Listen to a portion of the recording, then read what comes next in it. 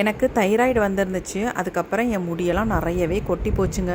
இப்போயாவது என் முடியை நல்லபடியாக பார்த்து நல்லா வளர்க்கணுன்னு தான் ஒரு சில பேக்கெல்லாம் ஹேருக்கு அப்ளை பண்ணுறேன். அதில் இந்த பேக் ரொம்ப முக்கியமாக நான் ஹேரில் அப்ளை பண்ணிகிட்ருக்கேன். எனக்கு ஹேர் க்ரோத் நல்லாயிருக்கு. இப்போ ஹேர் ஃபால் ஸ்டாப் ஆயிடுச்சு.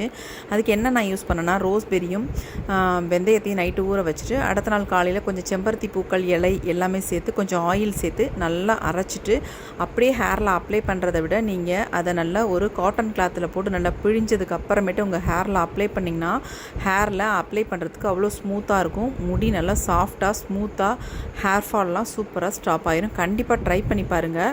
நான் சொன்ன மாதிரி நீங்கள் ஹேரில் அப்ளை பண்ணிங்கன்னா உங்களுக்கு வாஷ் பண்ணுறதுக்கு ரொம்ப ஈஸியாக இருக்கும். குளிச்சுட்டு வந்தேன், பயங்கர பசியாக இருந்துச்சு.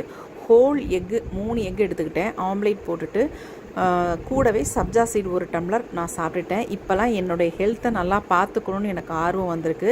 டயட் கொஞ்சம் கொஞ்சம் நான் ஃபாலோ பண்ண ஆரம்பிச்சிருக்கேன்.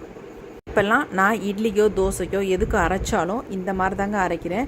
அதாவது வெள்ளை உளுந்தை யூஸ் பண்ணுறதை விட தோல் உளுந்து தோலோடு நம்ம அரைச்சி பயன்படுத்தும் பொழுது சத்துக்கள் அதில் அதிகமாகவே இருக்குது.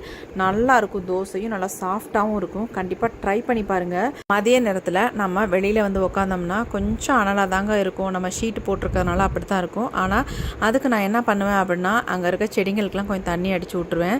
அடித்தோன்னே நல்லா குளு குளுன்னு இருக்கும். அது மட்டும் இல்லை, நம்ம வீட்டில் தென்னை மரம் இருக்கிறதுனால எப்பயுமே கொஞ்சம் குளிர்ச்சியாக தான் இருக்கும்.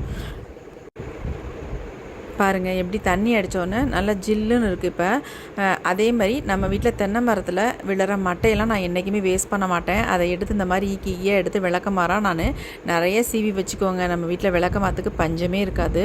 4லேருந்து 5 மணி நேரம் மட்டும் இந்த மாவு ஊறினா போதும். நல்லாவே ஊறிடுச்சு. ஆல்ரெடி நம்ம கழுவிட்டு வச்சதுனால அப்படியே எடுத்து நான் கிரைண்டரில் போட்டுட்டேன். நல்லா அரைச்சதுக்கு அப்புறமேட்டு நைட்டே நான் தோசை ஊற்றிட்டேங்க. ஏன்னா மாவை நான் வெளியிலே வச்சுருந்தேன்.